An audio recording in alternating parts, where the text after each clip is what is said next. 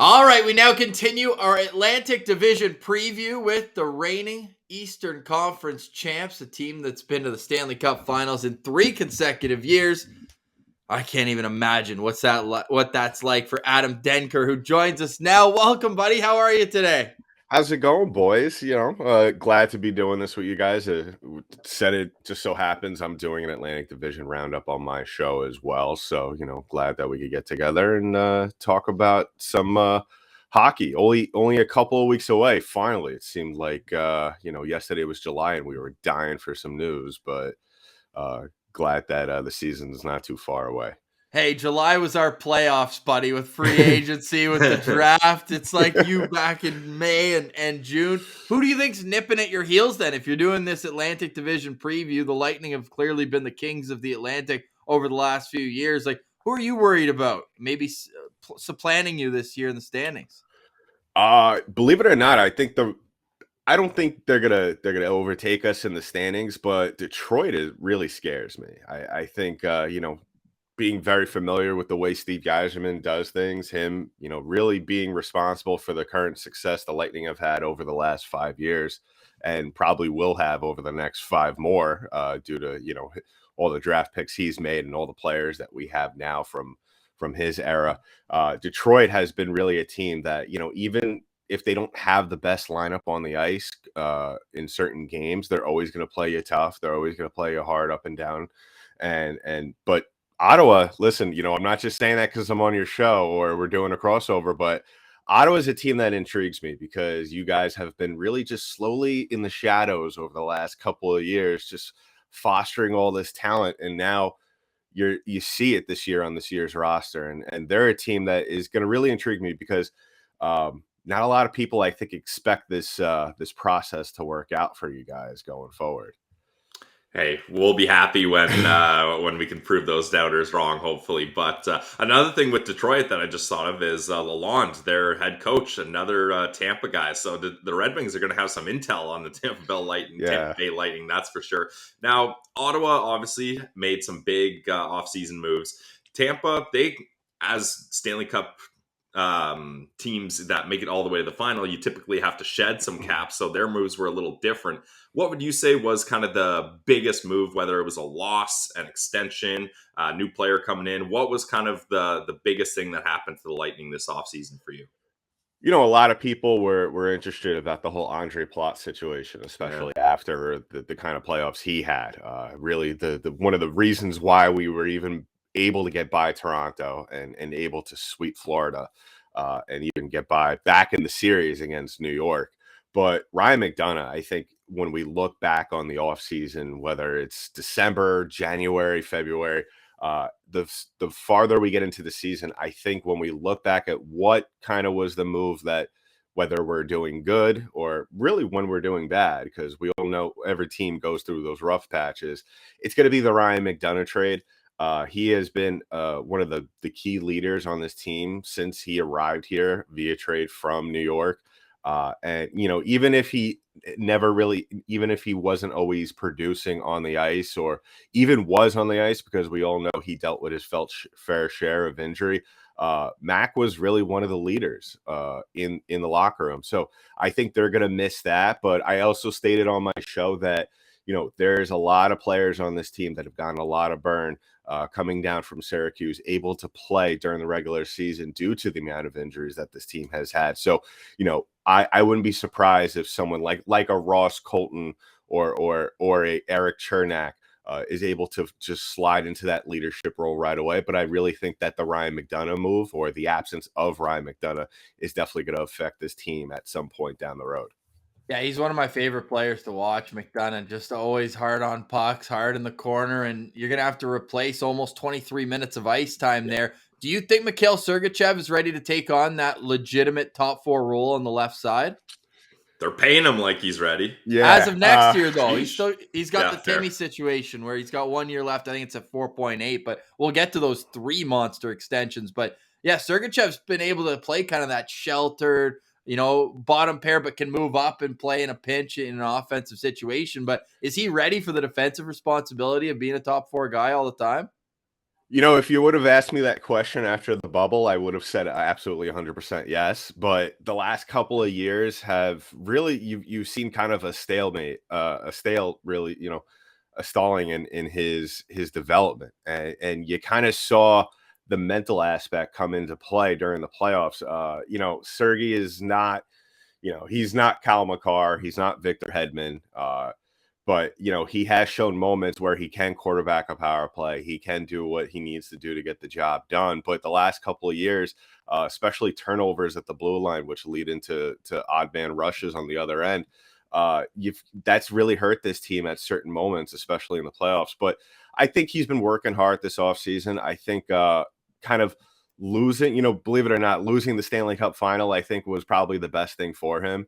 Kind of back down to earth moment for him, and he's definitely been working hard from everything that I've heard through the pipeline. So, I'm excited for him to come back and kind of start from square one. And yeah, I think he's ready. I think they're not going to throw him into that kind of situation right away. I think you're going to see, hopefully, in my opinion, I think Eric Chernak and Victor Hedman should be on the first line together this year. But yeah, I think eventually down the road, whether it be the middle of this season or next, I think Sergachev will be in that role at some point. Yeah, that's the thing with Tampa. When they shed guys, they need other guys like you're mentioning to step up. Now, Tampa and Ottawa connection here that I'm interested to get your opinion on. Matthew Joseph and a 4th-round pick come to Ottawa in exchange for Nick Paul. Both of those players now have new extensions with their teams. You have a better sample size of Joseph and Paul, as we only got to see Joseph for a handful of games, whereas you got to see Nick Paul all the way through the playoffs. So if you're sitting here today, Nick Paul got that 7-year deal. Looking at it now, $3.15 million. Matthew Joseph, 4-year deal at $2.95 million. Which deal would you rather have there? Oof. Well, first of all, I like to thank you guys for Nick Paul, because Nick Paul's amazing. He paid us back in Game 7 against the Leafs. By the way, we'll pull up that photo because I feel like Adam's the dude who needs to see it more than anyone. We'll get to that in a sec. Absolutely. But the 2-goal performance against the Leafs, that's like the last little handshake to all Sens fans. That's a good Sens player right there. Sens off, right? Yes. Yeah.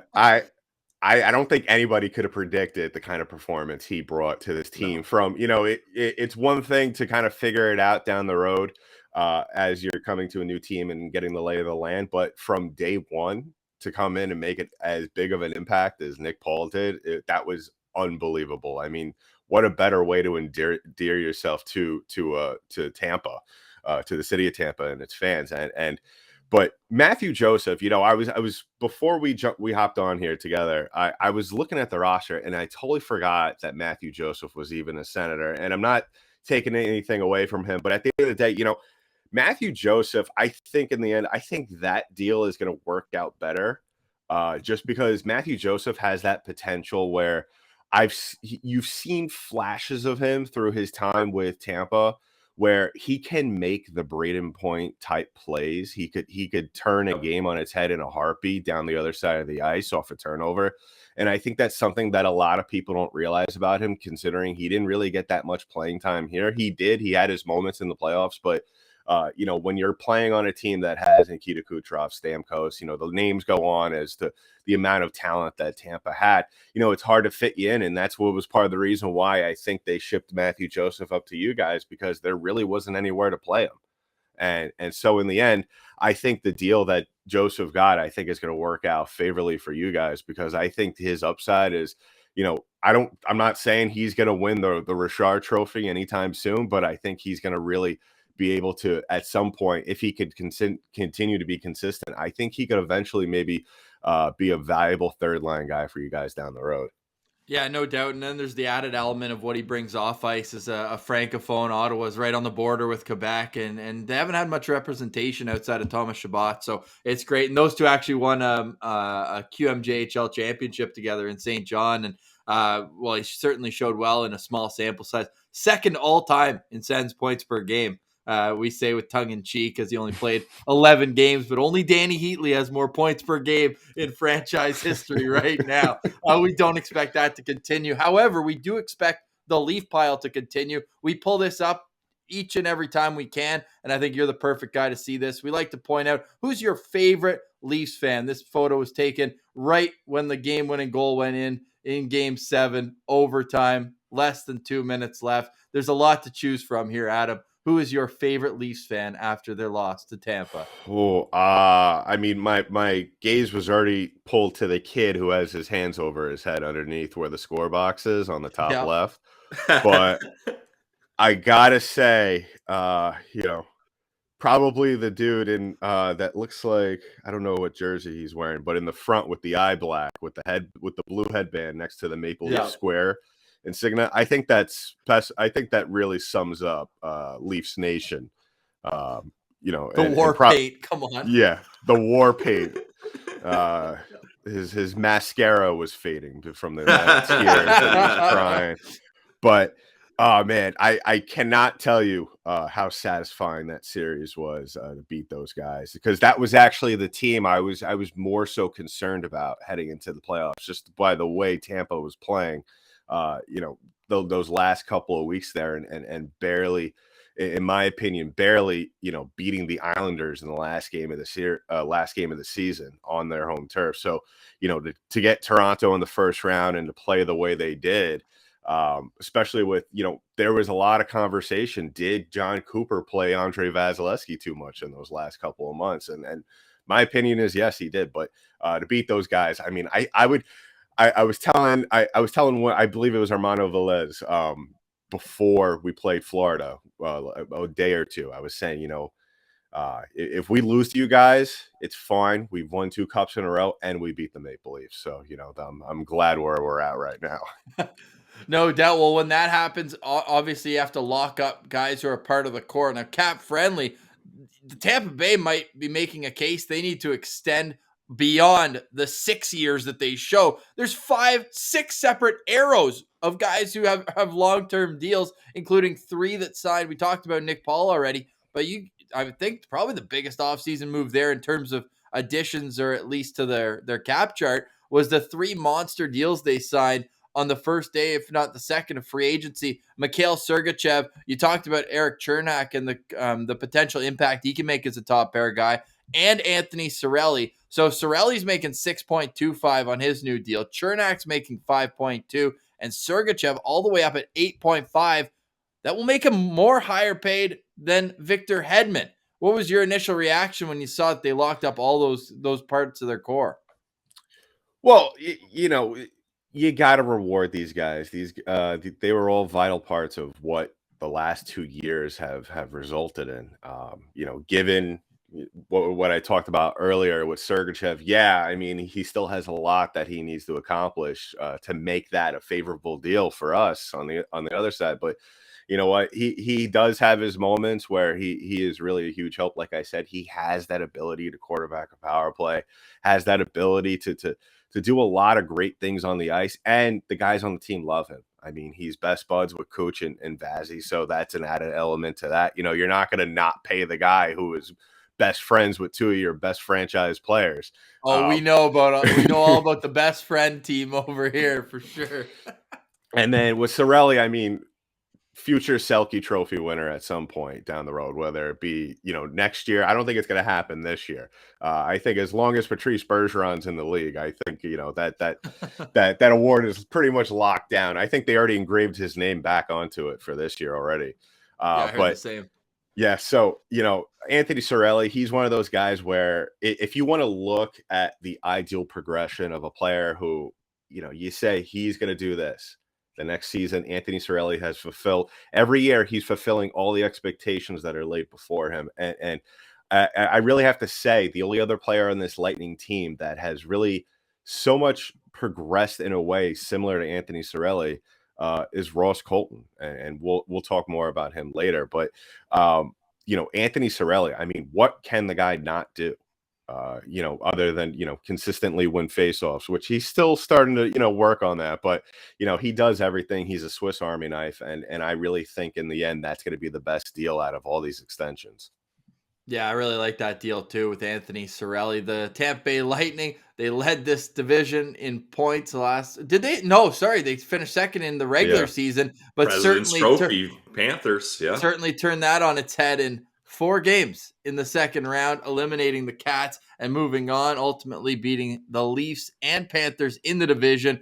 That makes you king. I don't care where you finish in the regular season. Coming up, we'll get Adam to ask us what's going on in Ottawa. What's he nervous about? Is he thinking it's all a sham? What's going on in that? And then we'll get into some predictions as well, some X factors. And will the Tampa Bay Lightning and Ottawa Senators go under or over what BetOnline's predicting in the point total for the regular season? All that's coming up on a crossover edition of the Locked On Senators and Locked On Lightning podcast. Stay tuned.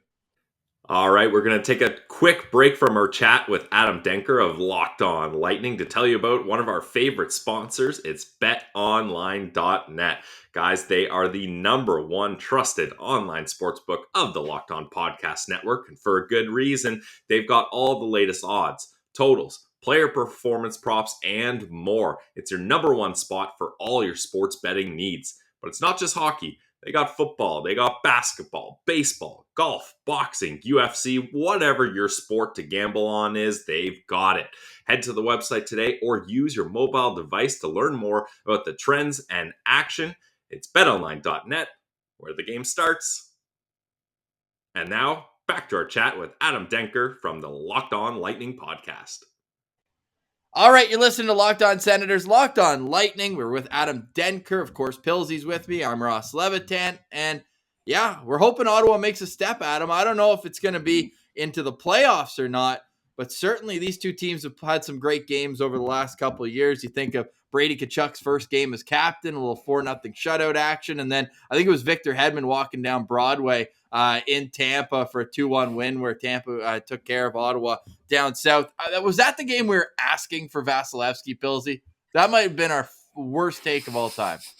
Yeah, we did publicly plead to give us Vasilevsky instead of Brian Elliott. Yes, that was an interesting move on our take. Yes. Well, we were looking at the numbers, Adam. He had an .890 save percentage against Ottawa, the worst against any team in the league. Then he goes out there and puts, I think it was a 38 save performance, and just proved that he's the best goalie for my money in the National Hockey League. But these teams do play some great games. They're expansion sisters at the same time, right? Yeah. Both coming to the league in 1992. What, as an outsider, of someone outside of the city of Ottawa and not as locked on Senators as we are, thankfully, or else we'd be taking our job. What's the perception of the Sens right now in your market? The perception is, kind of a look of what are these guys going to do next? When is it finally going to come together? Because I stated earlier in the episode, you're looking at Detroit, you're seeing what they've been doing for the last few years or so, really just building things up, adding little pieces here and there.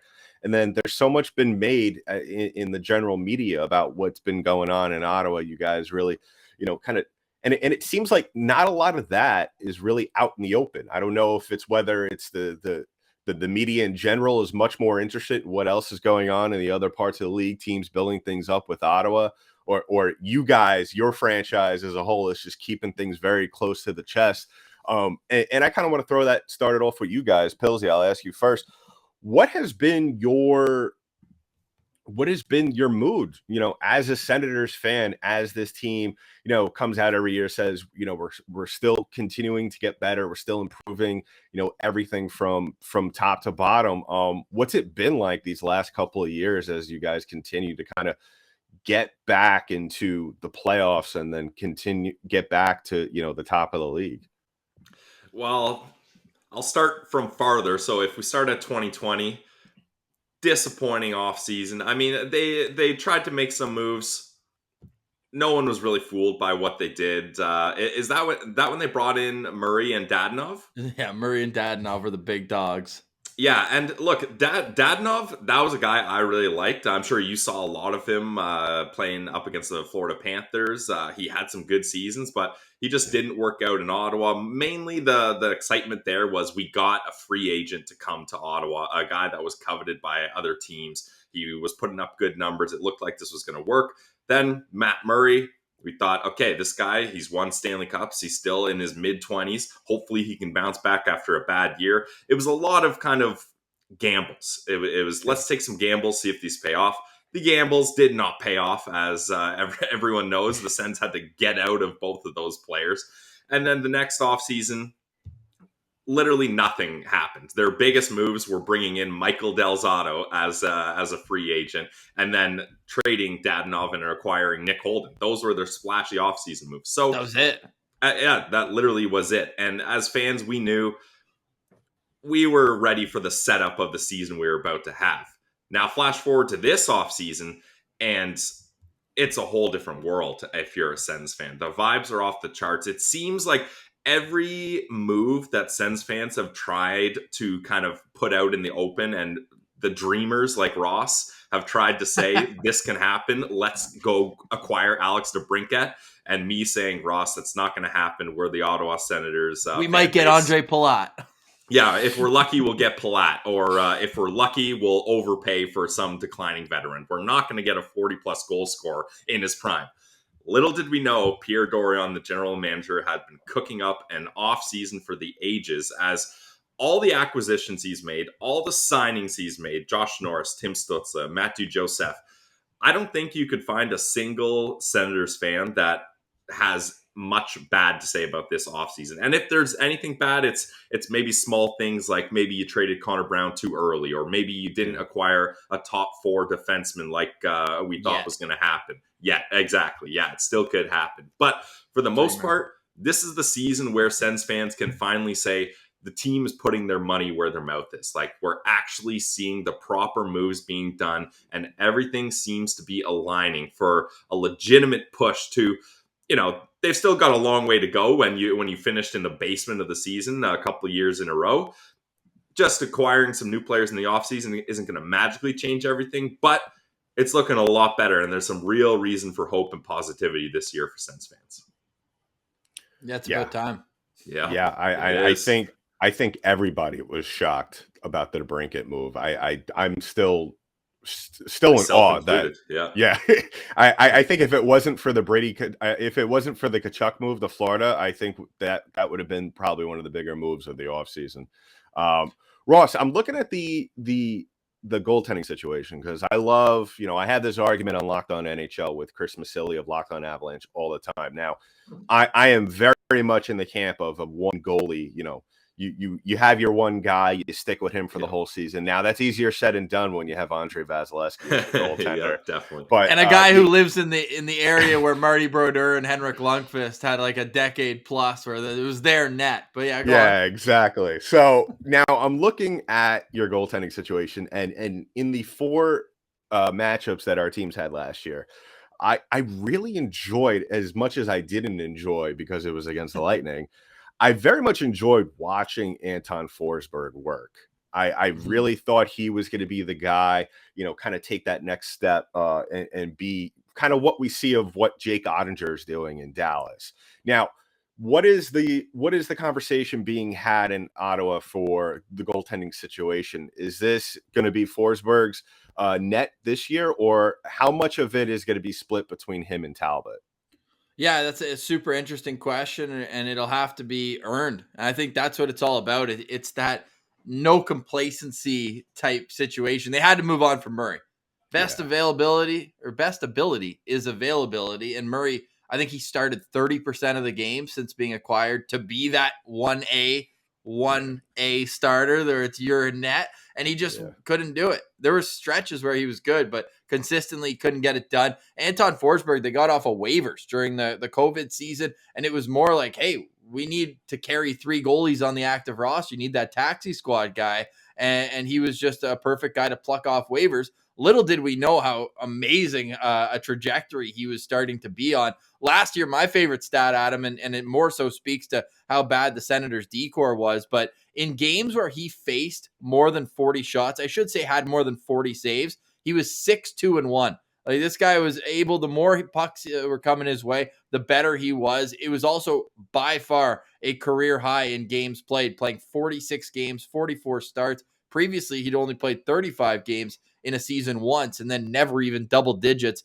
in parts of 5 separate NHL seasons. So I think that's more so why they went out for Cam Talbot. Goalie's a little bit of voodoo unless you're in that elite echelon. You guys know what you're getting with Vasilevsky every year, but the width of range of what you can get from these middle tier guys is quite alarming. So I think that was more so the reasoning to bring in Talbot. They gave up Philip Gustafson, where Pierre Dorion said, he's like, maybe we're giving up a little bit of upside later on, a guy who's a bit younger, but I was never a big Gus guy. I know Pilsy thought he was treated unfairly with the bouncing up and down and not really getting to develop in one simple location. Yeah. However, it's a results-driven league, and last year Gus went, 12 straight starts without a win. Like, he just couldn't get the job done. So to bring in a veteran like Cam Talbot, who I believe won 13 out of his last 15 games down the stretch for Minnesota. Speaking of treated unfairly, I think that bringing in Marc-Andre Fleury was a bit of a slap in the face to a guy who was in the All-Star game. Simply, though, to me, Anton Forsberg's the 1A on this team over Cam Talbot. I'm hoping that it plays out that way because he simply stole games for them last year. He was unreal so many times. Like that shutout against Tampa where Brady had that hat trick. I think that was one of the first games where you're like, okay, because it was early December, right after Ottawa had come off a November to forget. 1 win in 12 games. COVID ramped through the team. It was brutal. And then he came and just steadied the ship. There was a 48 save performance against Carolina, and then he just took the mail and carried it from there. So I think that when you're looking at the Atlantic Division, there's certainly a couple goalies you'd rather have before him, but I think that he's a bit of a sneaky player. If it's whether it's your fantasy team or whether it's just looking at the counting stats throughout the regular season, the save percentage was solid. I believe it was .917 last season for Forsberg, and to me, it's going to be like a 55 games for Forsberg and then just give the rest to Talbot. What's that, like 38, 39? Not a math guy, but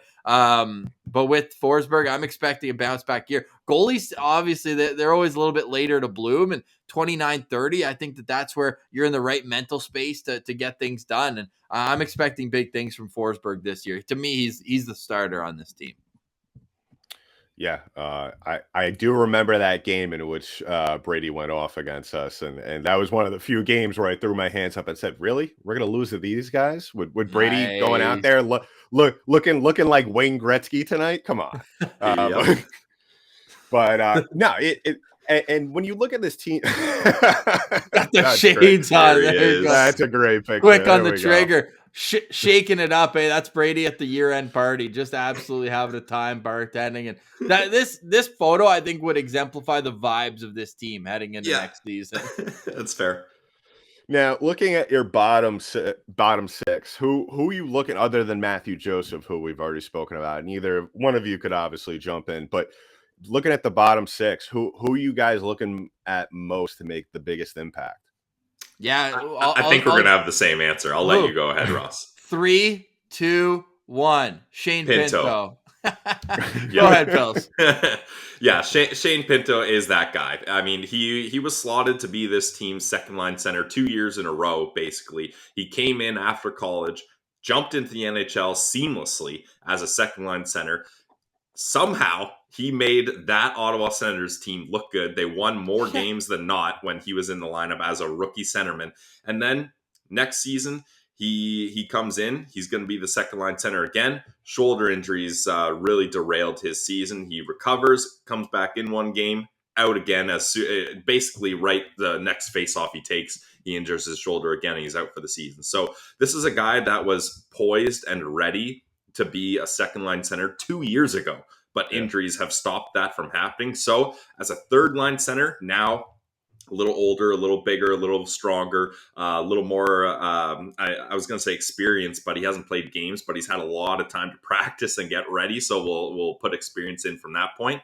But he's someone that he's a two-way centerman. He excels in the face-off dot. In college, he put up absolutely insane numbers. So we're hoping he can figure out how to do that in the NHL. And with the guidance, like a guy like Claude Giroux on the team now that can help him after practice, working on face-offs, that'll be huge. He can kill penalties, and he's got a nice offensive touch to him as well. So that's a guy where the potential is just so huge that with the right line mates, Matthew Joseph probably being one of them, he's going to have a big year. Well, we're talking to the perfect guy because I think the ceiling for Shane Pinto is Anthony Cirelli. Like Yes. that Yep. exact same type of player where you can trust him. I love this statement. It was Pat Micheletti that told us how Pinto is in college, and I think it can translate in the NHL. And you're probably gonna be like, oh, Cirelli is like similar type of guy. You want him out on the ice in the last 2 minutes of a game, whether you're losing by 1 or winning by 1. They can kind of turn it on offensively a little bit, but they're also going to take care of things in their own end. There was a game in college, and again, it's college. He went 23 for 23 in the faceoff circle. Like,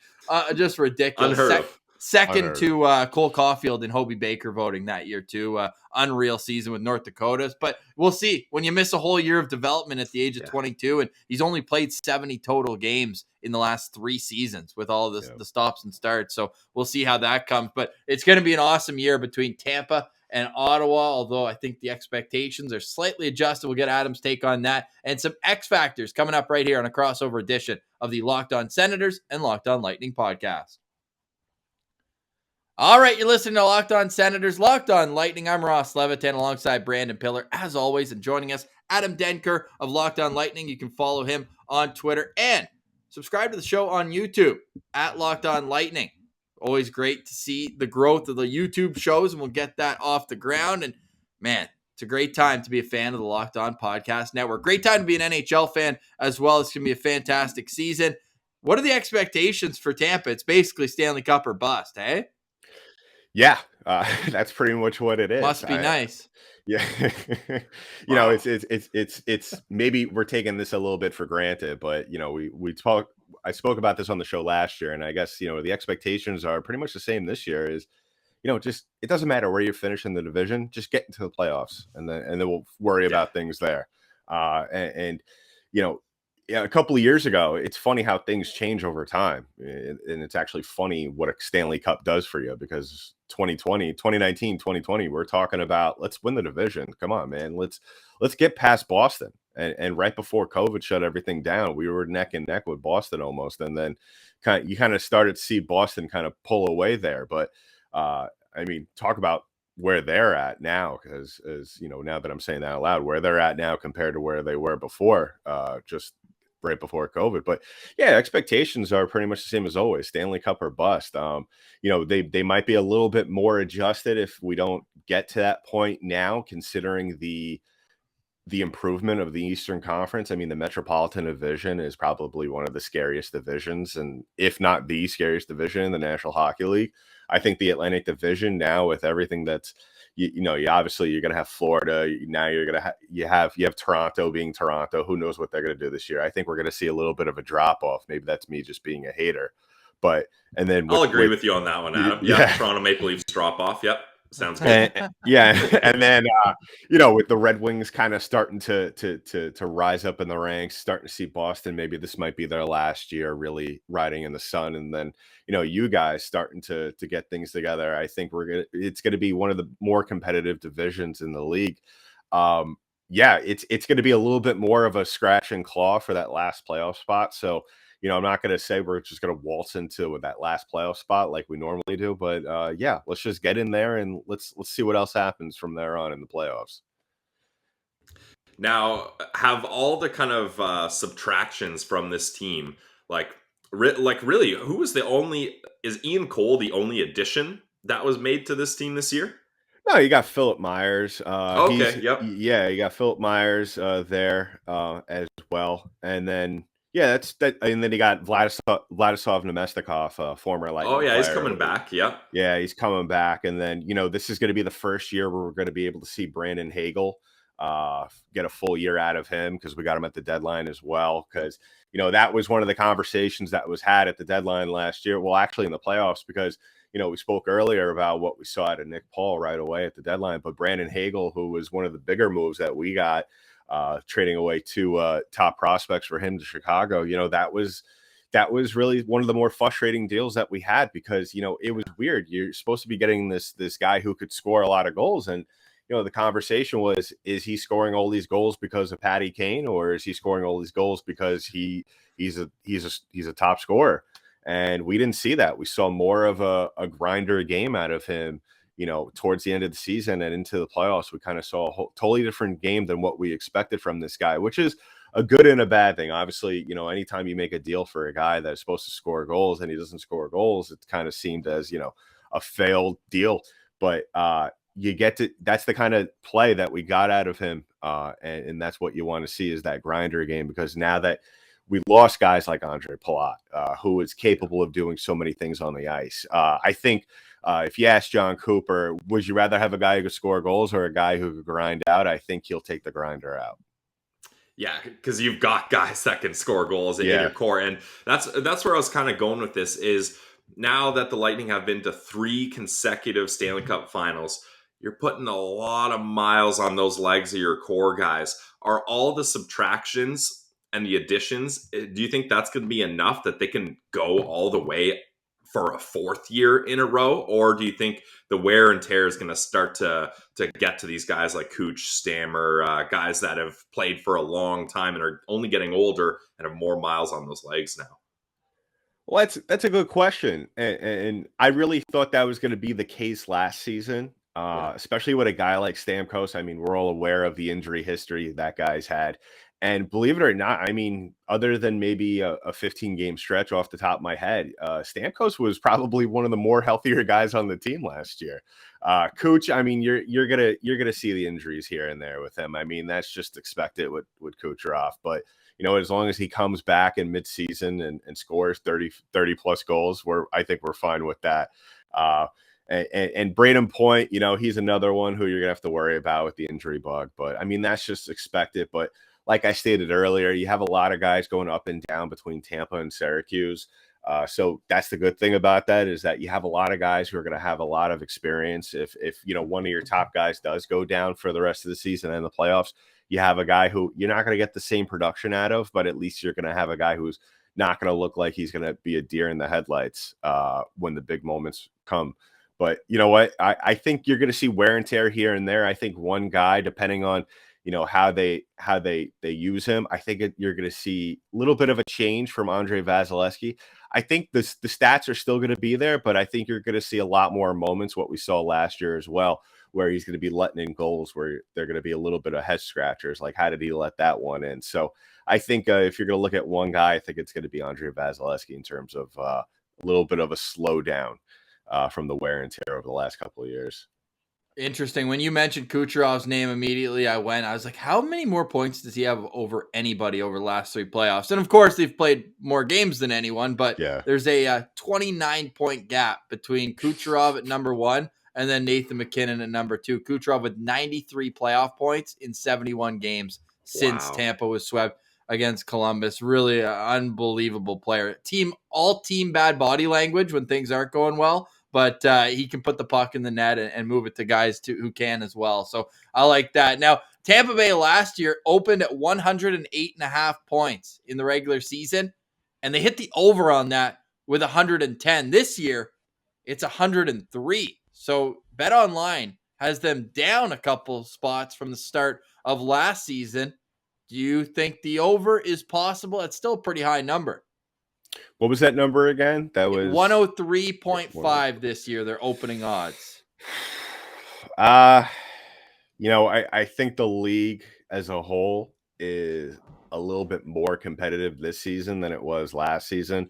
I think also, I think you guys could agree, we were in a very strange place with hockey, just with COVID in general, and guys kind of almost losing a year in development, especially the young guys, of course. And so I think you're going to see a little bit of a reset year league wide. So I think I'm going off the notion that it's going to take a lot more than that to get into the playoffs, especially with the division. So I'm going to say the over. That's wishful thinking. I mean, it could very easily be the under, just because, like I just stated, the league, I think, is going to be a lot more competitive this year. But I'm going to say the over. I think, this is a veteran group who, they may not always be playing up to what their expectations are or up to where their talent is. But I think at the end of the day, they're able to manage games better than any other team in the league, maybe as well. Maybe probably the Colorado Avalanche are probably the other team that could probably be in that conversation. But I think really what it's going to come down to wins and losses, it's going to come down to how is Tampa going to be able to respond? How are they going to be able to handle onslaughts of these teams like an Ottawa Senators, like a Detroit Red Wings, like, when they go out west, like a San Jose Sharks or Anaheim Ducks, those teams that are figuring things out still a little bit and going to be, taking it to Tampa on the chin from the initial puck drop. So I think I'm going to say the over for now. You might have to check in with me in March and see if that's changed. Yeah, Adam, I typically bet that the Tampa Bay Lightning will do better than people think. It takes a lot for me to bet against the Lightning, so I'm with you on the over there. Now, final question for me, and thanks for giving us your time. This has been an awesome crossover episode with the Locked On Lightning with Adam Denker. Let's talk some fantasy hockey. If people are looking at the Tampa Bay Lightning and being like, yeah, a lot of guys going out, only a few guys coming in, who is going to be the fantasy X factor for the Tampa Bay Lightning this season? Oh, 100% Ross Colton. Okay. I mean, maybe I'm being a little biased because I had Ross on the show last offseason. Hell of a guy. Stanley Cup hero from the last Cup. The expectations for him, you kind of figure with a guy in his rookie season, not playing that many games, going into the playoffs, having a pretty decent, playoff for a guy in his rookie season, and then scoring the game-winning goal in the clinching game. Kind of figure a guy like that, one of two things could happen. He could improve slightly better that could propel him in his development, or he could maybe take a step back. And Ross really did more than what I think anybody else did. Really what anybody expected from him. I think he had a fantastic season. And really you could see it, even if it didn't always result in goals, his ability to just take control of certain moments and just walk into the doorstep, which really a lot of young guys, you don't see that. He's not afraid at all to take the pucks down low right in front of the goaltender with that little shuffle step wrist shot that he's got there. And I think that's going to really work in his favor now that he has an off season to really work on those things, kind of weigh those two full seasons together. I think he's going to be a guy that you're going to get a lot of points out of. I think John Cooper is going to put a lot more trust in him and give him a lot more minutes on the ice. And I think that's going to translate in career highs, of course. Man, I'm impressed and surprised. Did you know, Pilsy, that Ross Colton scored 22 goals in the regular season last year? Wow, no, I wouldn't have expected that. That's for sure. Who is he going to play on a line with? Like, what's his line projection here? Right now, as I'm looking at it, it's he's going to be on the third line with Paul and Mestikov. I don't think that's going to be concrete. Okay. I think he's going to play himself onto the second line as the season goes on. Wow, that's big. And you could probably get him if you're listening to this right before your fantasy draft. He's the kind of guy I think that you could get probably in a bit of a later round here as a bit of a sleeper. I like that as well as an X factor here for Ottawa. Who would be your X factor, Pilsy? I've been, I'll keep it consistent with the other Locked On Atlantic Division crossover episodes, and I'm going Drake Batherson. This is a guy that he missed a lot of time last season, and I think fans that aren't Sens fans kind of put him out of sight, out of mind. He was the named All-Star for the Ottawa Senators. He was basically a point per game guy when he was healthy. He's going to be playing on the top line with Josh Norris and Brady Tkachuk. He's likely going to get top power play unit time again. He's a guy that's a dual threat. He can pass and shoot. His vision is incredible, but if you give him too much space, he's gonna rip one right past the goalie. So Drake Batherson would be my fantasy sleeper for the Ottawa Senators, because I think when people think the Sens, they're going to be thinking Tkachuk, Giroux, DeBrincat. They're going to think all the big names. Batherson's someone that still holds a lot of value, and I think is going to get it done again this season. Yeah, I like that a lot.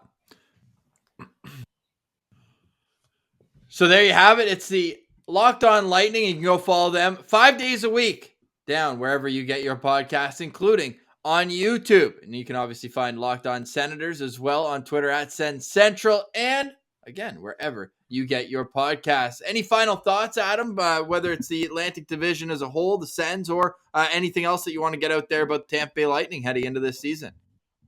All I'm saying is, if you guys have a chance at it, please go ahead and finish in front of the Maple Leafs in the standings, just so we could get together at some point in the season and just dump on them Heck and yeah. and get more sad pictures of Maple Leafs fans.